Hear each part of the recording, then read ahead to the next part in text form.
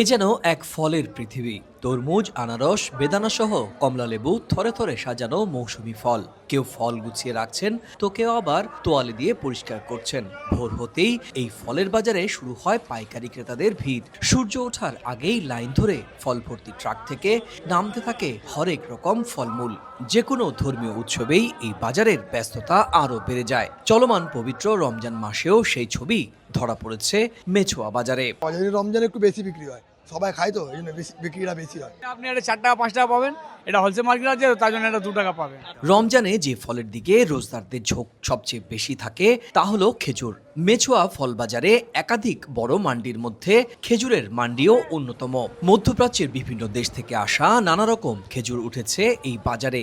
সমাজ মাধ্যমে ইসরায়েলি খেজুর নিয়ে বিভ্রান্তিকর খবর উড়িয়ে দিয়ে ব্যবসায়ীরা জানালেন, ইসরায়েলে উৎপাদিত খেজুর সম্পর্কে অনেক ব্যবসায়ী সঠিক তথ্য জানেন না।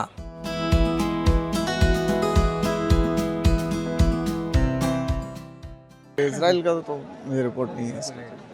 और कौन कौन देश से आता है? यूएई से ही आता है ज़्यादातर।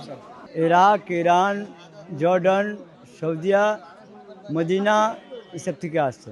মাছুয়া মার্কেট যে আছে এশিয়া সবচেয়ে বড় ফ্রুট মার্কেট, এর চেয়ে বড় তো এশিয়ার মধ্যে কোনো ফ্রুট মার্কেট নাই। এই বছরের ডিমান্ডটা অনেক হাই ছিল, মানে day by day health conscious পাবলিকরা হচ্ছে, সেই জন্য বেশি ডেটস আর ড্রাই ফ্রুট বেশি চলছে এখন।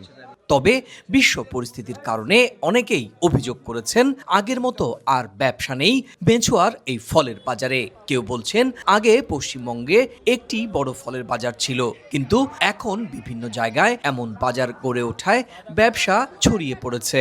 আগে মান্ডিতে শুধু এইটা ছিল, মেচুয়া ছিল, এখন অনেক হয়ে গেছে। সব ঠিক আছে, लेकिन বাজার ঠিক নেই।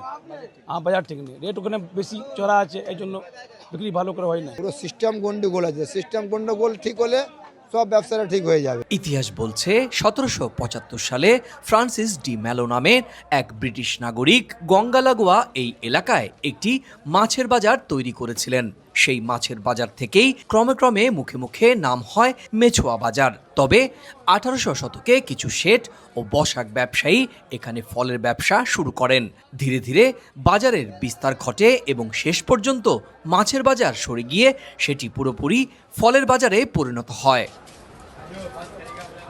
এশিয়ার সবচেয়ে বড় ফলের বাজার হিসেবে পরিচিত এই কলকাতার বড় বাজারের মেছোয়া ফলপট্টি। এখানে এমন কোনো ফল নেই যে ফলটি এই বাজারে ওঠে না, আর সে কারণেই হয়তো এই দক্ষিণ এশিয়ার সবচেয়ে ব্যস্ততম এবং বড় ফলের বাজার হিসেবে স্বীকৃতি পেয়েছে এই মেছোয়া ফলের বাজার। কলকাতার বড় বাজারের মেছোয়ার ফলপট্টি থেকে সুব্রত আচার্য, সময় সংবাদ।